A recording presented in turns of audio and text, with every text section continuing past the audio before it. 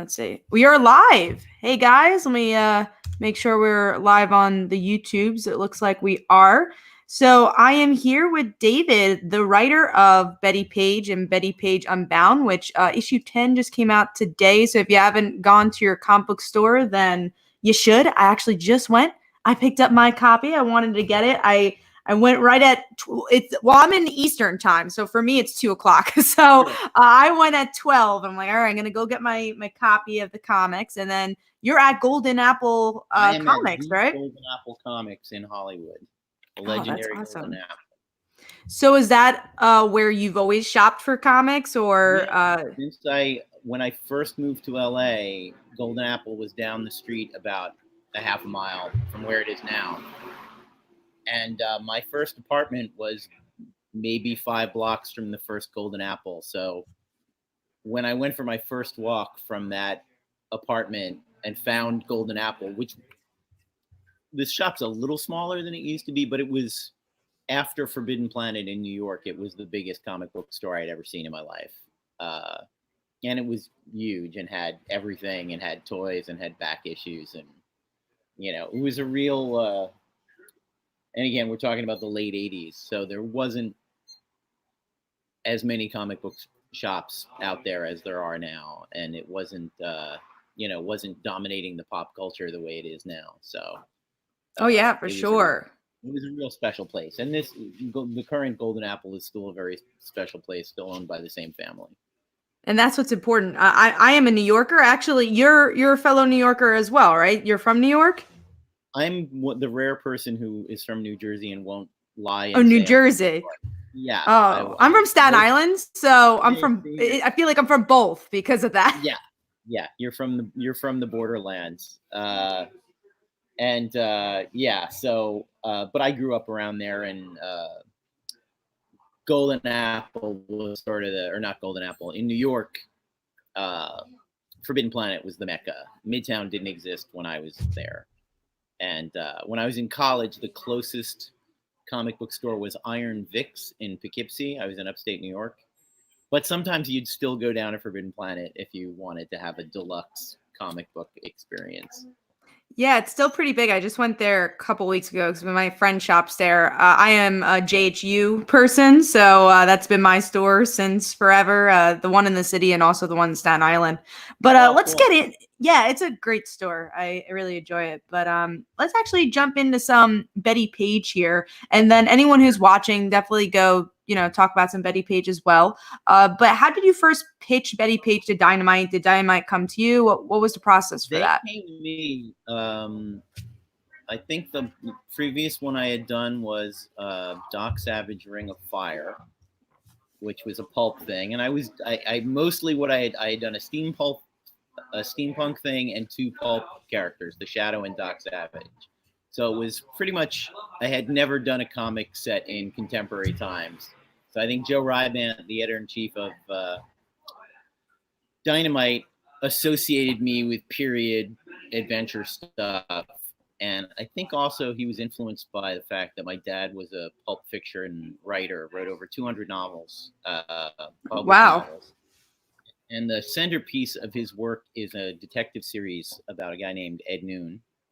And there are 37 of those, and they start in 1953. So it's a period I'm familiar with. My dad was pretty much a character from that time and place. So Joe thought I'd be a good fit with it. And I have to say, my initial reaction was, well, what do you do with Bettie Page? She's a model in New York in the 50s. What's the comic about? And I did a ton of research, as I usually do. And the first thing was I was watching a documentary called Bettie Page Reveals All.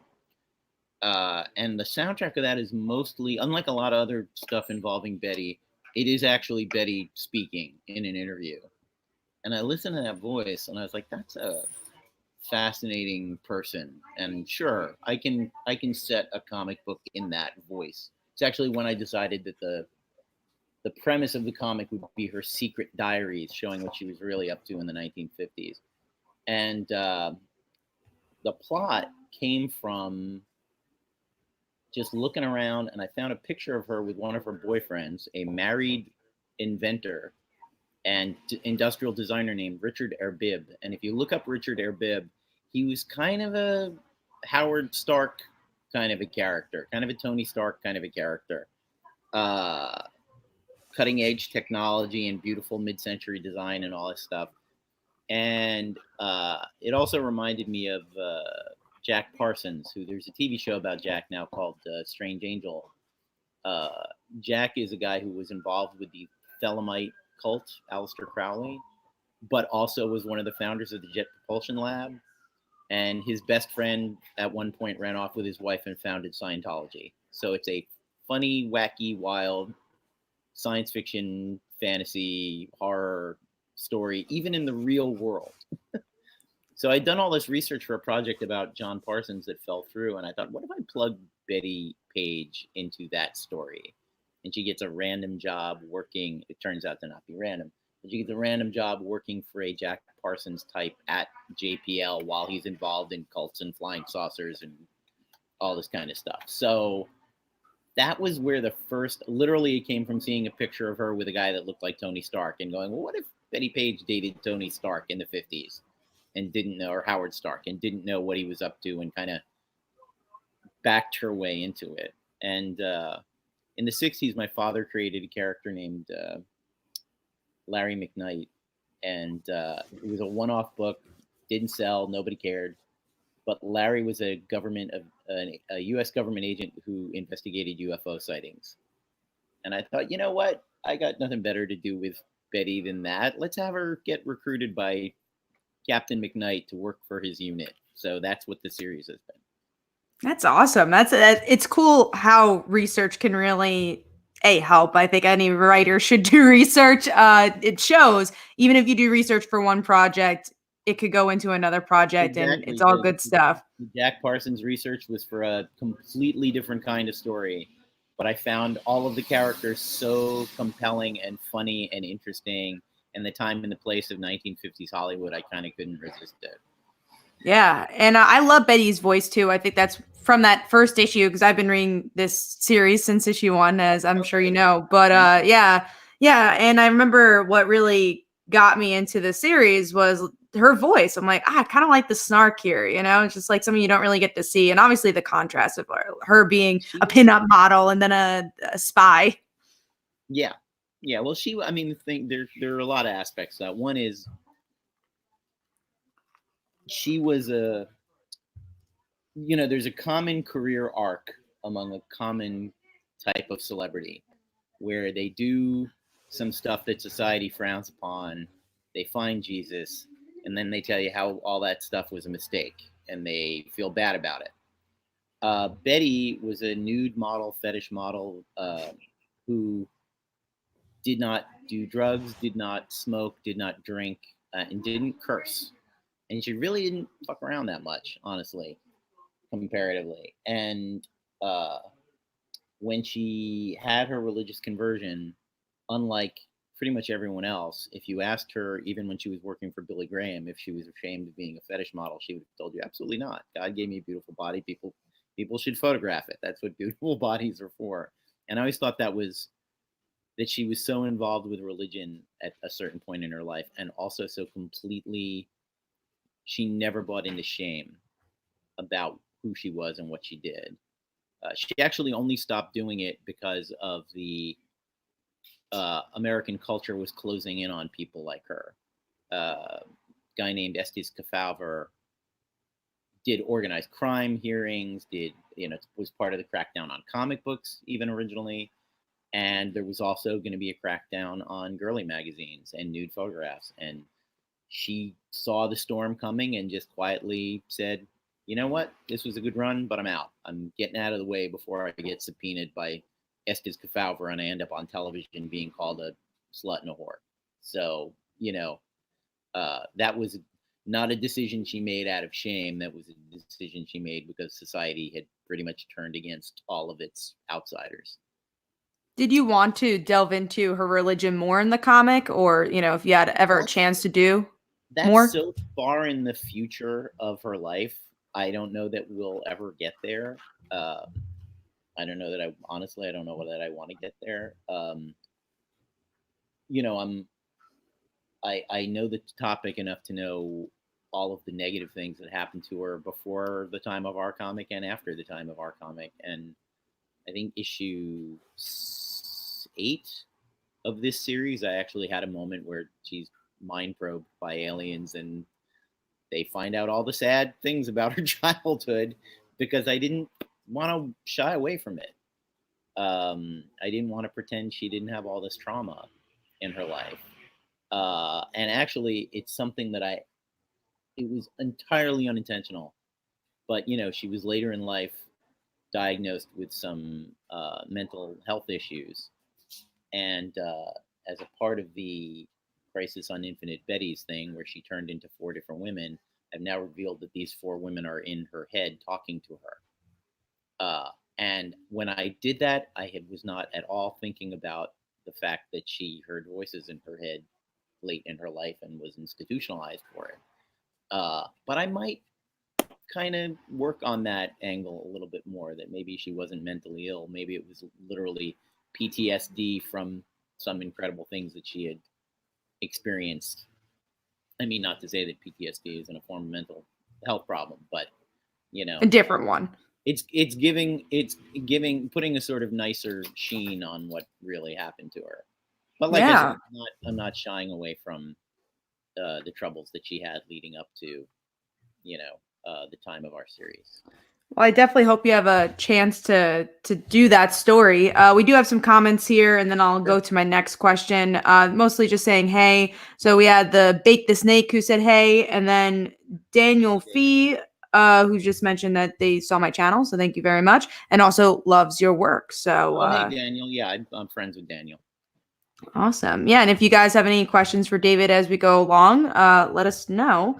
But I do want to show you Ryan from Golden Apple just handed me. He publishes a comic called Blastosaurus by my friend Richard. Oh, nice. And Richard drew me and my wife into a panel. Oh my God. What is this, number 7? Yeah, which is up now. Came out today. Like, you know, Richard told me that you should give me one of these for free. I just did. That is now yours. Yeah, and if you guys have any links for that, I'll definitely share it in the description for sure. Blastosaurus is an incredible comic book about 2 kids who become friends with a dinosaur. Oh my God, that sounds fun. And also the art looks like really fun too. Yeah, Richard's an amazing artist, and it's the thing that drives me crazy. He's a great writer and a great artist, and, you know, I wish people could only do one like me, so I wouldn't people. I feel you on that. Yeah, I could. Yeah, my art is embarrassing.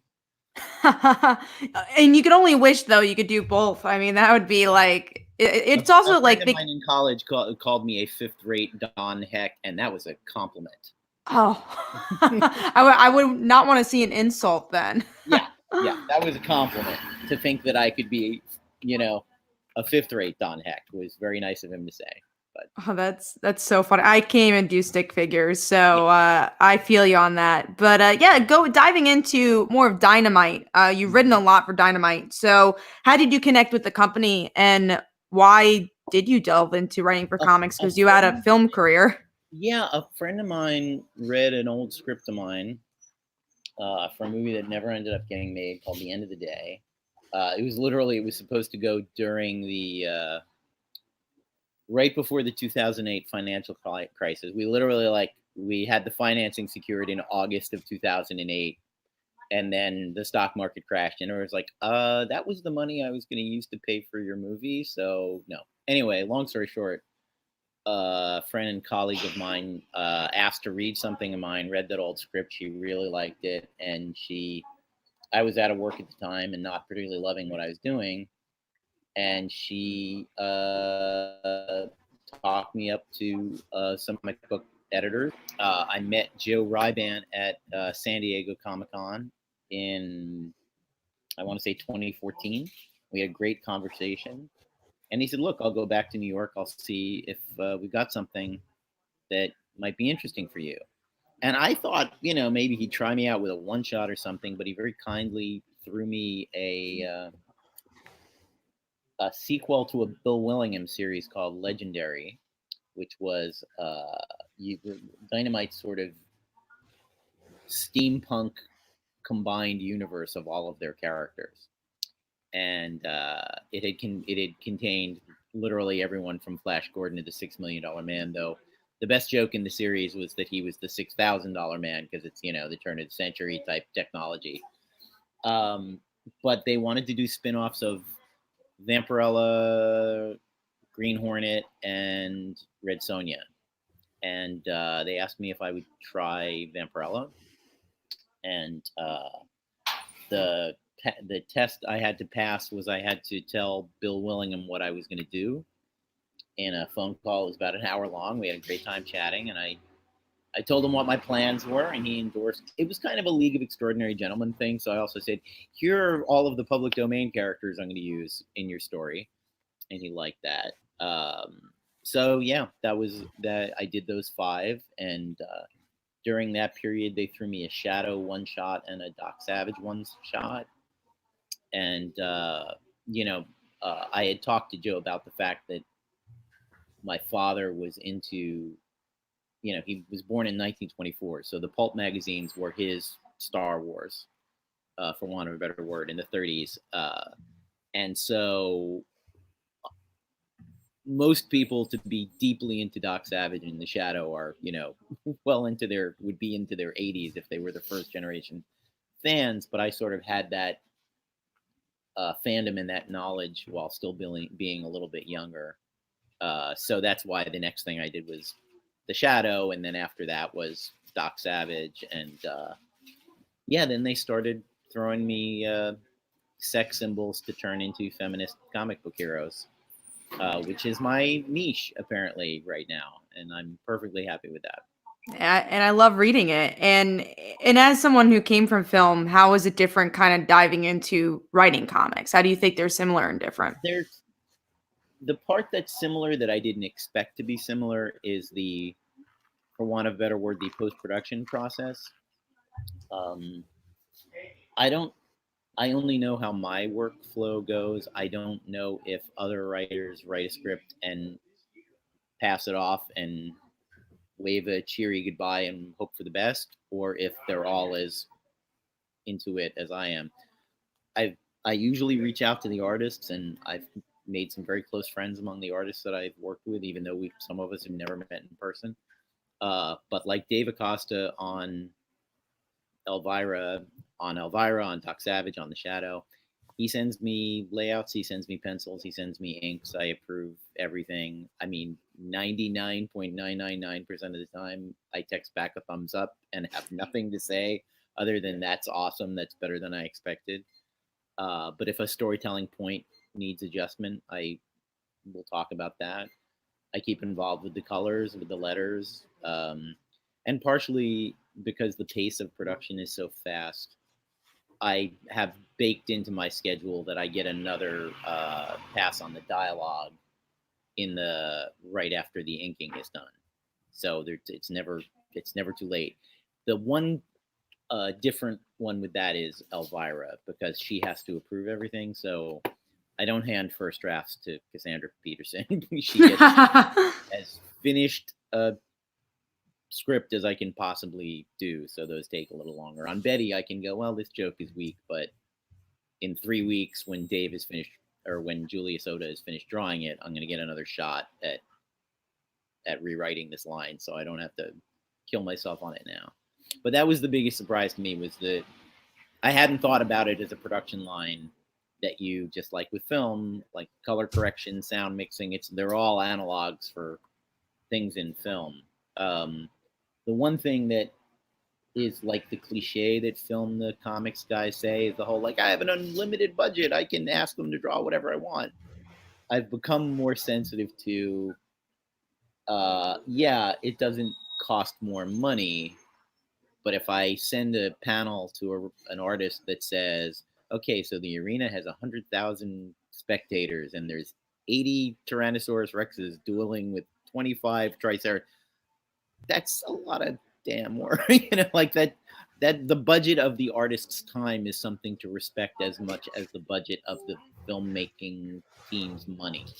Yeah, would they like you after? That's the question. Yeah. It has nothing to do with money. It has to do all with love after. Yeah, no, and sometimes there was actually a thread on Twitter a couple of months ago of 3 artists who have worked with me all complaining about individual issues that had traffic jams in them, because by just sheer coincidence there was a traffic jam in an Elvira and a traffic jam in Drawing Blood, and which is the project I co-created with Kevin Eastman, and they both had very valid reasons to exist.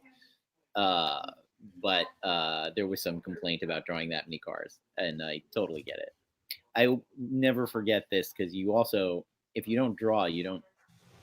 There are things that, like I said, an arena with 1,000 people in it, it's easy to know off the top of your head that that's not the easiest thing to draw. I had a scene in Twilight Zone: The Shadow that took place on a staircase, and it was like a 2-3 page scene.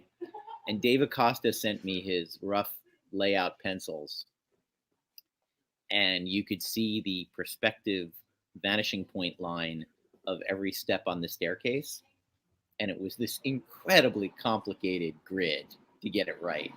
And he just sent it with a note that said, I want you to think about this page the next time you write a 3-page scene that takes place on a staircase. Oh my God, yeah. Like, oh, that never would have occurred to me. The whole thing about stairs having their own perspective vanishing point, like, wouldn't have occurred to me in a million years. I'm like, okay, that is complicated.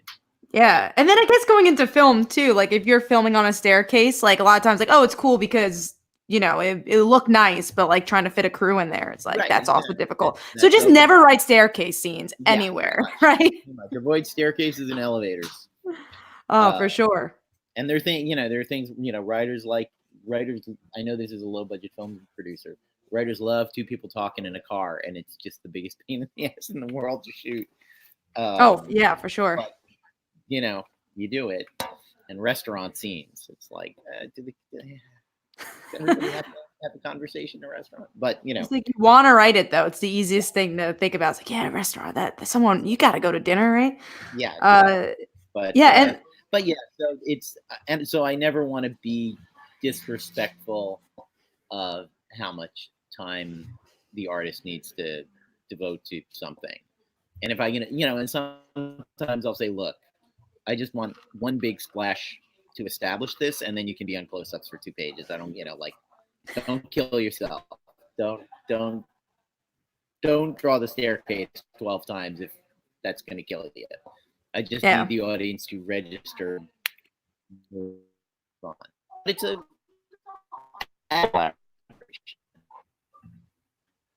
nope. Oh, I think did I drop? Yeah, you are good now. My I heard the ending. I was like, oh wait, you're good though. Oh, I think. I'm back. But yeah. Okay. Also, I wanted to show the audience the real Bettie Page signed a picture for the owners of this comic book shop. Isn't that crazy? Let me see if I can actually get on you. Bill, Sharon, and all my friends at Golden Apple love Bettie Page. And behind me, they're doing this. I think they have this on eBay now. This is an Olivia painting of. Let me see if I can get the glare off it. Might not, because it is so white. Yeah, there you go. I see it. Olivia painting of Betty that's on. And here's Ryan, by the way. Hey, Ryan. Nice to meet you. Ryan runs this place. Bill and Sharon are my. Thank you for having the show. Yeah, Bill and Sharon are my parents. I don't want to hijack your interview, but we did do a signing with Bettie Page once. Oh yeah. How this all came about. Dave Stevens, the late great Dave Stevens, Rocketeer fame, was like really good friends with her, and they put a book out with Bunny Yeager, and she agreed to sign like 200 copies. Wow. Right, so I was going to say, she didn't do public appearances. She never came in, she didn't do a public appearance. What we did was something really, really unique with Betty. We had one in the store. It was like a giant conference call. And so we had this giant back issue bin, and everybody, like a couple hundred people, were huddled around a back issue bin, which is big. It was like 30 feet wide by 10 feet deep. and there was like 200 people, and the speakerphone in the middle, and we got to do a Q&A with her. But old lady Bettie Page. It was telling stories about the past, and people can ask her questions, and then she pre-signed all the books. That's nice. When would that have been? Amazing. Like 2000? Well, it would have been around this time, so. You're not telling me? No, she passed away in like 2008 or 9. This was like late 90s. I would Yeah, say that sounds right. Late 90s. But anyway, didn't mean to hijack your show. Just thought I'd give you a cool tidbit from our 40-year history. And this is available on eBay right now. It's actually an original. It's giant. Yeah, I thought it was a print. If you look at the size between this book and that painting, that'll tell you how big the scale is. Yeah. Yeah. I'm 6'4". Yeah, there you go. We won't have David. Damn. No, I won't stand up. That would be depressing for everybody. Back to David. Thanks, Ryan. Thanks for doing this. Well, thank you for the interesting story. That was awesome to learn a bit more about Bettie Page. But yeah, going into why do you think Bettie was perfect for comics? Like, why do you think it worked? I mean, I don't know that she is perfect for comics necessarily. It's just a question of it's like anything. It's like any other assignment. The trick is what can you bring to it while not betraying the original material? I will say that, Dave Stevens wasn't writing about Bettie Page. Dave Stevens created a character named Betty, and he drew her to look like Bettie Page, but it was in the 1930s when Betty was 2 years old. And, I would say that the character probably had more because he wrote her long before he met the real Betty. The character had more in common with models and actresses that Dave had probably encountered over the years than it did with the actual Betty.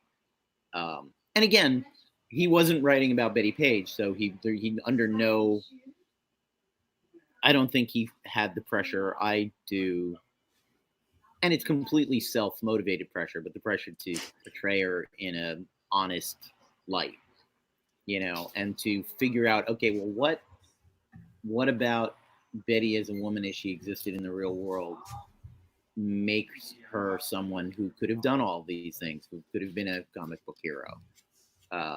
And it's that shamelessness. It's also she was wildly impulsive, and she was brave as hell. There were times when her photo shoots were raided by cops, and she was never afraid of them. She marched up to them. She used her charm to disarm them somewhat. Same with, when she was brought before judges for that stuff. But she's also someone who stabbed her sister's landlord in the 1940s, impulsively, angrily. That's who she was. So I try to keep all that in the book. Yeah. But again, I think the job of any writer when you're given a character you didn't create or a franchise you didn't create is, what in it speaks to you and what can you do with it without betraying it, Yeah, for sure. And, one of the things I really enjoyed about your run was the friendship between Lissa and Betty. Like, how did you develop that friendship? Lissa was, I'll tell the trade secret that a lot of these things, one of the best things about Joe Ryban as an editor-in-chief is that he never wastes my time. He never tells me to work on things unless he's 100% sure it's go. The downside of that is sometimes he says, "Hey, Bettie Page comic, I need a script in 2 weeks." And, that is not conducive to laying out a very detailed plan of action. And a lot of times I've taken to saying, I throw a bunch of vegetables in the air that I think would make a good salad and run around with a bowl under them. And by the 4th issue, I really hope it has all landed in the bowl and successfully made something that looks like a salad. And, sometimes in the 1st issue, you throw the radish in the air and you go, am I going to want the radish in the 4th issue? We'll see.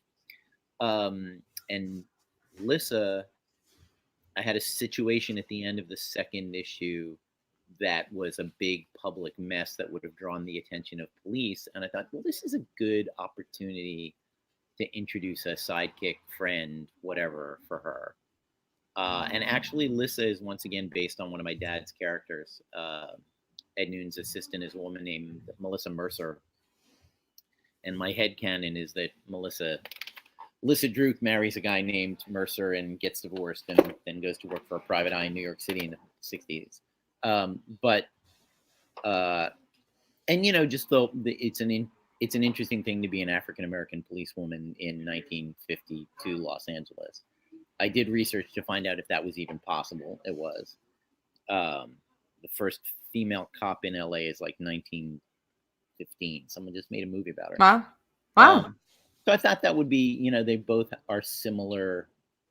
They're similarly fighting against prejudices that have nothing to do with their strengths and weaknesses. And I wanted to, even with the, one of the reasons you do diaries, voiceover, whatever, is so that you don't have to keep explaining things to the audience in ham-fisted ways. It gives the hero someone to talk to instead of talking to themselves. And I thought Lissa would be good for that. And also I was thinking about the fact that, by the end of the series, I've had Betty receive some training in hand-to-hand combat and firearms and spycraft and all that. But in the first 8 issues, first 5 issues, she's had none of that. And I thought it wouldn't be so bad if Betty was hanging. Betty was a fierce street fighter who, as we established, could stab a guy. But I thought it wouldn't be so terrible for her to be hanging out with a police officer who could throw a punch and fire a gun. Again, Betty's from Tennessee. She knew all about guns. But I wanted to give her a sidekick who could do a little more heavy lifting in action scenes than you would necessarily expect out of a model with no military or law enforcement training, And since you worked on so many Dynamite titles, did you want or do you want Bettie Page to cross over with other characters? I actually have a Bettie Page crossover pitch out there now. Oh, nice. Discussing if they want to do it. The keyword is bangs. No guesses, but there's a very popular Dynamite character that has her same hairstyle, and I think that's kind of funny. And by the way, there are Easter eggs all through the series that connect Bettie Page, that tell you that Bettie Page exists in the same world as the Shadow and Doc Savage. Oh, that's awesome. Lissa Druke.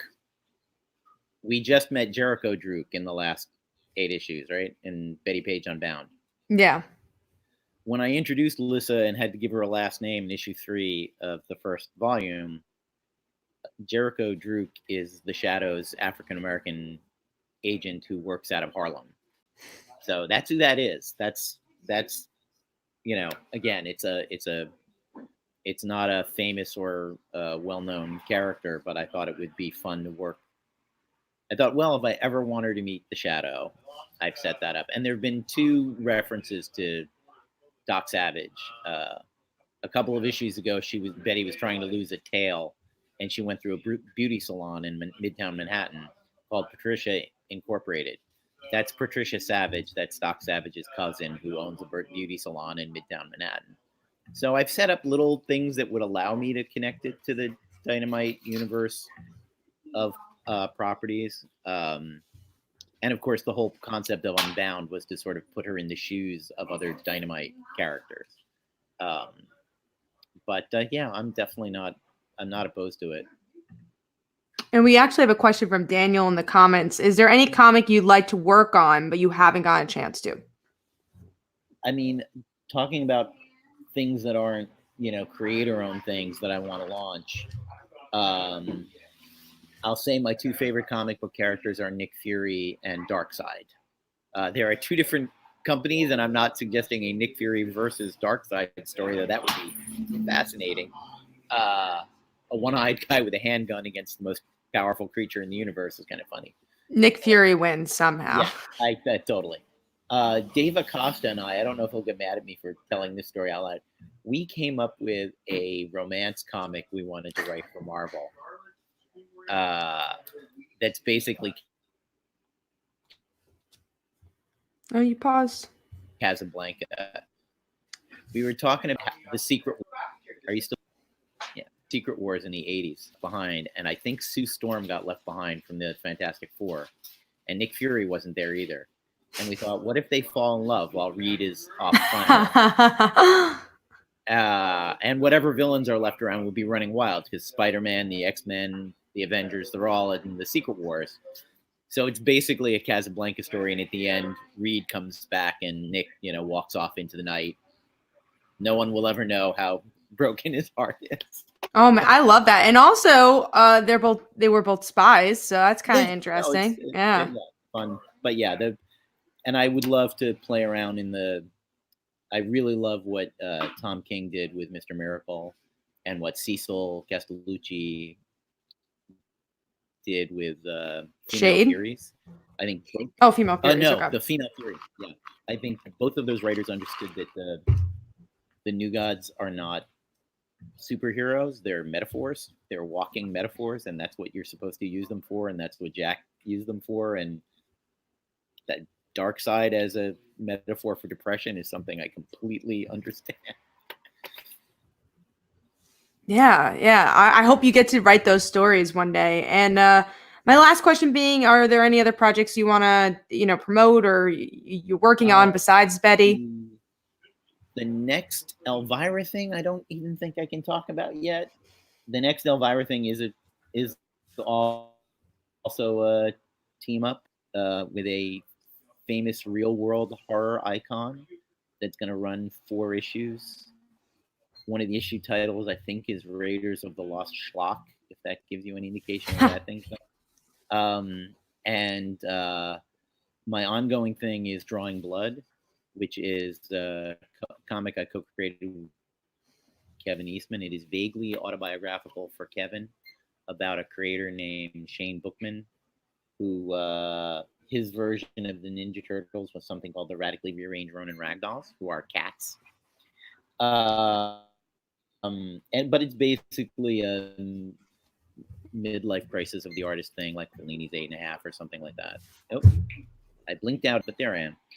And there's a called the Radically Rearranged Ronin Ragdolls, which is sort of an in-universe prop. Volume 1 collecting the. Hey Ryan, have you got a previews? Have you got is the February previews out yet? Oh, because I can show an ad, I think, if it's in there.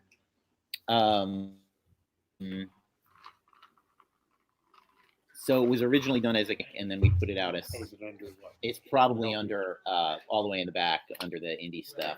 Right, but it's called. We did. Right, but what's on what company? Oh, Kevin Eastman Studios. It's under K then. Yeah, but there should be a full page ad in there. Should be close to. There it is. There's the full page. There's the full page ad. So this is in previews now. Go to nice.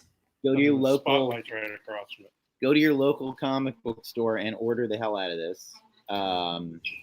That's a single volume trade that collects the first 4 chapters of Drawing Blood and the Radically Rearranged Ronin Ragdoll's origin issue, which is, as I said, an in-universe joke comic that takes place in 1991 and was supposedly written in 1991. And the sequel to that is being worked on now. And there's a Ragdoll sequel.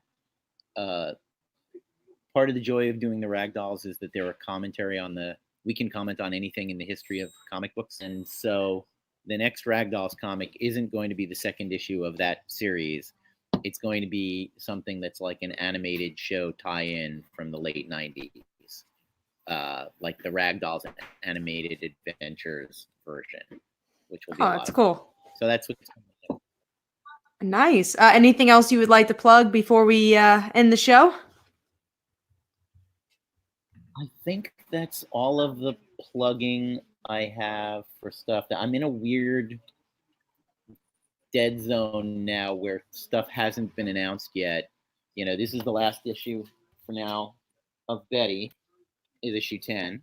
Yes, and please pick up the issue. That was the point of this interview, so check it out. They're trades for Betty. Those are the 2 existing Betty trades. There'll be a third one coming out called The Princess and the Pinup, in which Queen Elizabeth II is kidnapped by aliens, and Bettie Page has to find her.